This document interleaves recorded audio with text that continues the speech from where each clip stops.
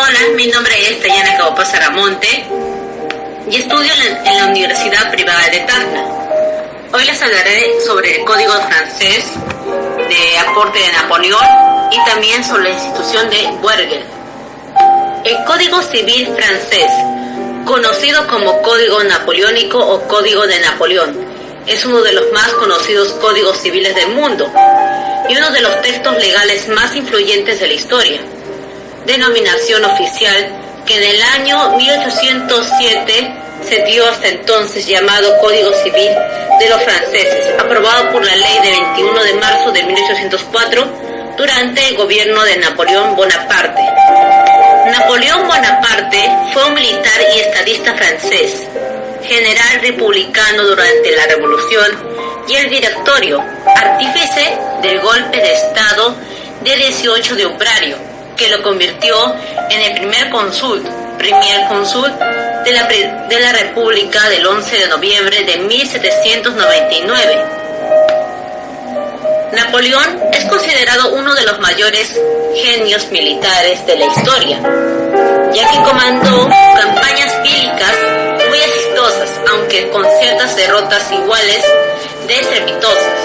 Se le conoce por el Código Napoleónico y es considerado por algunos un déspota ilustrador, debido a su extraordinario talento y capacidad de trabajo. Otros, sin embargo, lo estiman como un dictador tirano, cuyas guerras causaron la muerte de millones de personas, y se le juzga como el personaje clave que marcó el inicio del siglo XIX y la posterior evolución de Europa. Napoleón en sí fue muy importante en la época gracias a este código civil, ya que se consolidaban muchas de las leyes surgidas durante el periodo revolucionario francés y daba una estabilidad jurídica y legal, lo cual era necesario para dar estabilidad social tras el turbulento periodo de post-revolucionario.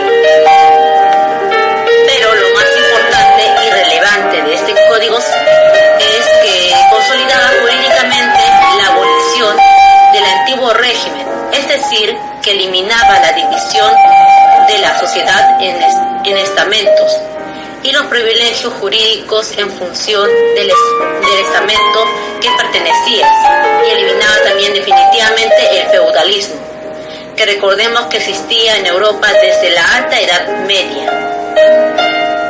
También fue importante que se remarcara que la ley debía ser escrita y expresada en forma más clara posible para que los ciudadanos pudieran entenderla.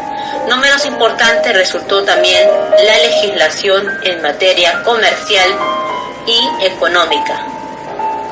Por otro lado, el Código Napoleónico agrupó las reglas propias del comercio marítimo y el terrestre en un solo cuerpo legal. Con ello, el derecho mercantil dejaba de ser un derecho subjetivo para convertirse en un derecho objetivo, que se facilitaban así los intercambios mercantiles y se liberalizaba en cierto modo la economía. Políticamente, los principios más destacados del código serían el legislativismo, la intervención internacional y la celebración de congresos como forma de mediación entre las potencias, a fin de mantener un equilibrio. Pero cabe preguntarse qué cambios supondría a efectos prácticos.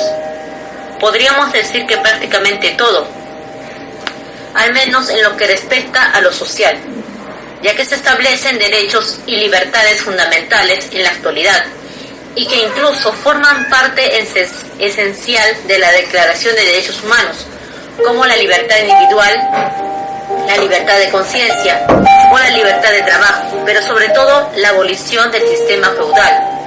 Con ella se imposibilitaban la vuelta del antiguo régimen y del sistema social al que se derivaba. ¿Qué significa realmente el Código Napoleónico? Este Código Civil significa el agenciamiento de las conquistas de la Revolución Francesa de 1789, es decir, a la igualdad jurídica para todos los ciudadanos, la individualidad de la propiedad, la libertad de trabajo, el principio de laicidad, la libertad de conciencia y la separación en tres poderes, tanto ejecutivo, legislativo y judicial. Un ejemplo de lo que he escrito es el artículo 7 del Código Civil francés del año 1804. El ejercicio de los derechos civiles es independiente de la calidad del ciudadano, lo cual no se adquiere ni se conserva según lo establecido en la ley constitucional. Para continuación, en el artículo 8 dice: todo francés gozará de los derechos civiles, es decir, que todos los franceses son iguales ante la ley y tienen los mismos derechos. A pesar de que Napoleón no participó apenas en la redacción de esta, únicamente ejerció su influencia en temas puntuales como el divorcio y la adopción, su estatus social y político facilitaría y agilizaría el trámite, ya que llevó a cabo una cierta labor de expresión contra los contratiempos y dificultades que plantearía el aparato burocrático, permitiendo su entrada en vigencia en un periodo de tiempo relativamente corto, de tal manera que en pocos meses Francia contaría con una nueva legislación. Además, se encargó de estar presente en la mayoría de las fases del proceso de codificación. Estructura del Código Civil francés. Las reglamentaciones del Código Civil de Francia son una recopilación del antiguo derecho de costumbres, sobre todo del país, de París, el derecho escrito del sur de Francia y de las nuevas leyes de la Revolución. La estructura y el plan del Código Napoleónico fue fundamentalmente basado en el antiguo código del emperador romano del Oriente, Justiniano el Grande. Justiniano había dividido su código en 4 partes, de las cuales una eran las instituciones, que se compone a su vez de 4 libros. El primero, que trata de las personas; el segundo, de la división de las cosas, de la propiedad, de los demás derechos reales y del testamento; y el tercero, que viene a ser de la sucesión no testada y de las obligaciones que surgen de los contratos; y el 4, que viene a ser de las obligaciones y de las sanciones. Los juristas franceses del censurado tomaron el mismo esquema, los libros divididos en títulos y estos a su vez en capítulos. Dividieron el código del título preliminar en 4 libros. El cuarto, de los procedimientos, fue suprimido y suplantado por otro código específico.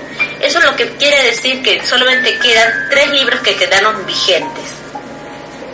El primer libro eran de las personas, el segundo de los bienes y de las diferentes modificaciones de la propiedad, el tercero de las diferentes maneras de adquirir la propiedad. Esos fueron los únicos, los 3 libros que quedaron vigentes.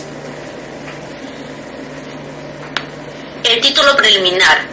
Acá ya hablaremos sobre el tema de qué se compone lo que viene a ser el Código francés. El título preliminar establece la forma en que las leyes serán promulgadas, no serán nunca efectivas antes de su publicación y no habrá leyes ocultas. Establece el principio de no retroactividad de las leyes y tendrán efecto hacia el futuro y no sobre sucesos anteriores a ellas. Impulsa a los jueces a interpretar las leyes, prohibiendo que rechacen juzgar por insuficiencia de la ley. Libro de las personas. Este libro consta de 11 títulos. Primero, que es del gozo y de la privación de los derechos civiles. Segundo, que es de los actos del Estado civil. Tercero, del domicilio. 4, de los ausentes. Quinto, del matrimonio. Sexto, del divorcio. 7 de la paternidad y la filiación, 8 de la adopción y de la tutela de oficiosa, 9 del poder paternal, desde de la minoridad, la tutela y la emancipación, 11 de la mayoría de edad, de la interdicción y el consejo judicial. Segundo libro, de los bienes y de las diferentes modificaciones de la propiedad. Este segundo libro consta de 4 títulos. Primero, que es de la distinción de bienes. Segundo, de la propiedad. Tercero, del usufructo, del uso y de la habitación. Cuarta, de las servidumbres o servicios territoriales. Tercer libro, de las diferentes maneras de adquirir la propiedad. Este tercer libro consta de 20 títulos. Primero, que es de las sucesiones. Segundo, que es de las donaciones entre vivos y testamentos. Tercero, de los contratos y obligaciones convencionales en general. Cuarto, de los compromisos que se forman sobre convenciones. Quinto, del contrato de matrimonio y derecho y de responsabilidades de los esposos. Sexto, de la venta. Séptimo, del intercambio. Octavo, del contrato de locación. Noveno, del contrato de sociedad. 10, del préstamo. 11, del depósito y del secuestro. 12, de los contratos aleatorios. Y 13, del mandato. 14, de la caución. 15, de las transiciones.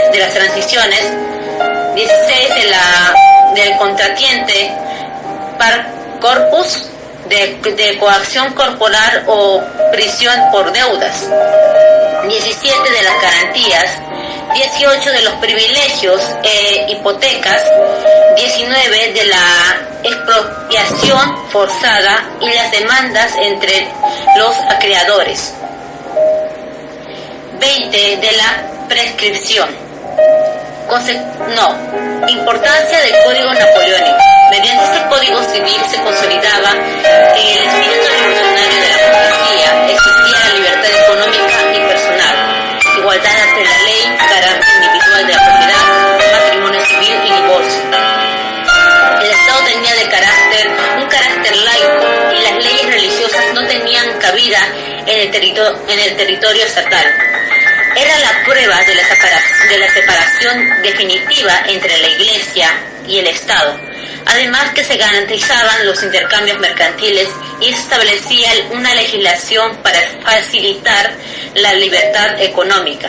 Normas que abolían el antiguo régimen y daban paso a una nueva sociedad cuyo reflejo se observa en la actualidad. La institución de Wergel.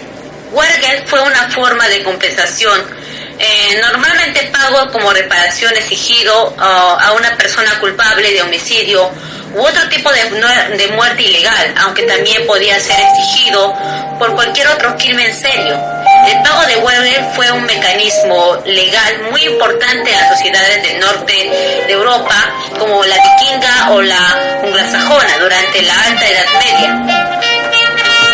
Era otra forma de reparación en esa época, que era la venganza sangrienta ultrache. El pago hacía normalmente al clan familiar, y si el pago no se realizaba o era rechazado por el bando ofendido, solía derivar a una constante deuda de sangre.